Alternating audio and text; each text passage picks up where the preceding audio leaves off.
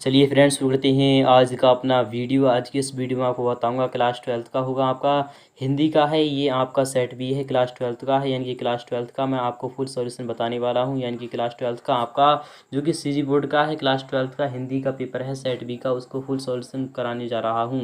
इसलिए बनी रही है हमारे साथ लास्ट तक। तो फ्रेंड्स, पहला वाला क्वेश्चन का जो आपका आंसर होगा वो ये होगा। क्वेश्चन 1 का जो आपका आंसर है वो ये है कि वर्तमान समय में लोग सामूहिक यानी कि वध देखते हैं, निष्ठुर इनके निष्ठुर निष्ठुर हो गए हैं और भयानक कथाओं को देख देख कर कठोर हो गए हैं। तो आपका आंसर क्या हो जाएगा? तो आपका आंसर आपको मिल चुका है। अगर आपने हमारे चैनल को अभी तक सब्सक्राइब नहीं किया है तो चैनल को जरूर ही सब्सक्राइब कर लीजिए, साथ में आने वाली बेल आइकन को जरूर प्रेस कर दीजिए। नेक्स्ट वाले क्वेश्चन की अगर बात करें, सेकंड वाले क्वेश्चन का जो आंसर होगा वो ये होगा कि एक हृदय, एक अंतःकरण, एक भावना कि हम सब जाति और यानी वर्ग के बंधनों से परे एक ही बिरादरी के सदस्य हैं का विकास करके नैतिक ऐक्य स्थापित की जा सकती हैं। तो आपको अगर इस तरीके से अगर आपने आंसर लिखा या फिर यही आंसर लिखा तो आपको पूरे के पूरे मार्क्स मिलेंगे, यानी कि 100 मार्क्स आपके मिल जाएंगे आपको। अगर बात करें थर्ड वाले क्वेश्चन का आंसर क्या होगा, तो थर्ड वाले क्वेश्चन का आंसर ये रहा कि सरकारों को एक हृदय, एक अंतःकरण, एक भावना का विकास करने का प्रयास करना यानी कि करना चाहिए। तो आपका आंसर आपको मिल चुका है। इसी तरीके से क्वेश्चन 4 का जो आपका आंसर होगा वो ये होगा कि हमारा देश अनेक संस्कृतियों जैसे कि आर्य, द्रविड़, हिंदू यानी बौद्ध, यानी यहूदी, पारसी, मुसलमान और यानी क्या है यहाँ पर आप समझ सकते हैं का मिलन स्थल है। यानी कि जो हमारा देश है इस देश में हिंदू हो या फिर मुस्लिम हो, यहूदी हो, पारसी हो, मुसलमान हो, कोई भी हो, सभी धर्म के लोग इसमें रहते हैं। यानी कि यह एक सभी का मिलन का स्थल है, यानी कि संग्रह है। अगर यहाँ पर बात करें क्वेश्चन 5 का जो आंसर होगा वो ये होगा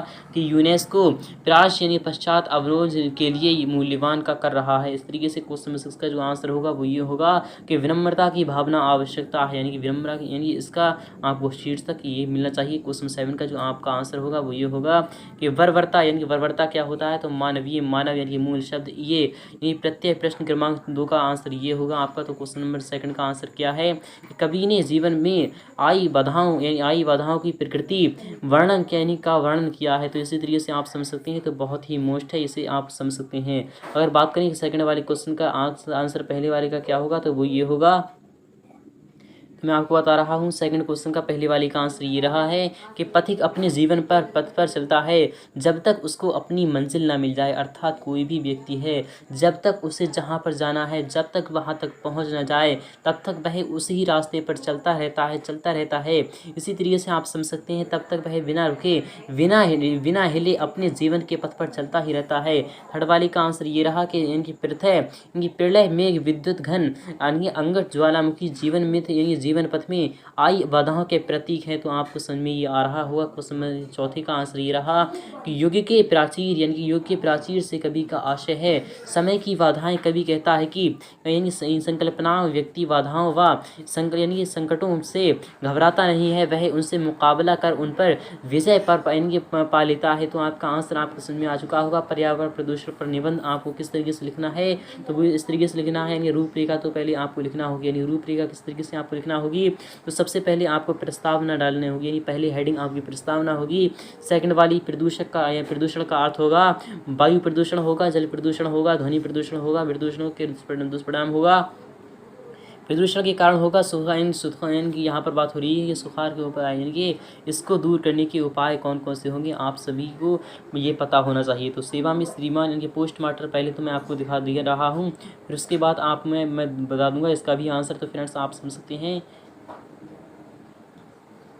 यह आपका एक लेटर है सेवा में पोस्ट मास्टर, यानी कि यहाँ पर जो कह रहा है आप यहाँ पर समझ सकते हैं। वेरी वेरी मोस्ट है, आप यहाँ पर देख लीजिए, बहुत ही इंपॉर्टेंट है। यहाँ पर क्या कह रहा है, सेवा में पोस्ट मास्टर हेड पोस्ट यानी कि head post office, Shivpuri, Madhya Pradesh. विषय सरस्वती कॉलोनी में डाक वितरण की अभिव्यक्ति के संबंध, यानी महोदय मैं आपका ध्यान इस तथ्य की ओर आकर्षित करना चाहता हूँ कि मेरे मोहल्ले सरस्वती कॉलोनी के क्षेत्र में यानी पोस्टमैन। इस तरीके से आप यहाँ पर पूरा का पूरा समझ लीजिए, आपका आंसर हो जाएगा। यहाँ पर बात करें क्वेश्चन 5 का जो आंसर होगा वो ये होगा कि संपादन का अर्थ है किसी लेख, पुस्तक, दैनिक, साप्ताहिक, मासिक या सर्वाधिक पत्र या कविता के पाठ, भाषा, भाव या फिर कुछ भी आप यहाँ पर समझ सकते हैं। तो आपका यह आंसर हो चुका है, आप इसे अच्छे तरीके से लिख लीजिए। इसी तरीके से अगर बात करें नेक्स्ट वाला है, तो नेक्स्ट वाले क्वेश्चन का यानी कि आपके 5वें क्वेश्चन का यही आंसर ये रहा है, किसी के कामकाज पर निगाह करते हुए किसी गड़बड़ी का पर्दाफाश करना वांछटाक यानी कि पूरी आप यहाँ पर पढ़ लीजिए। क्वेश्चन इसका जो आंसर होगा वो ये होगा। आप यहाँ पर देखते हैं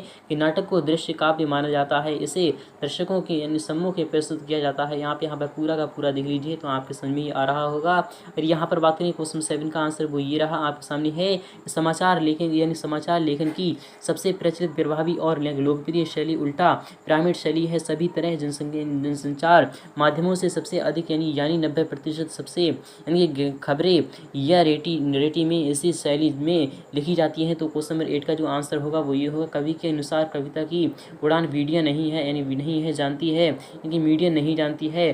तो आप समझ सकते हैं पूरा आंसर आपको मिल चुका है। क्वेश्चन 9 का भी आंसर इस तरीके से आपका हो जाएगा। यहाँ पर बात करें नेक्स्ट क्वेश्चन की, तो फ्रेंड्स आपको समझ में आ चुका होगा। अगर आपको समझ में आ चुका है तो वीडियो को लाइक करना, शेयर करना बिल्कुल भी ना भूलें। मिलते हैं नेक्स्ट पार्ट।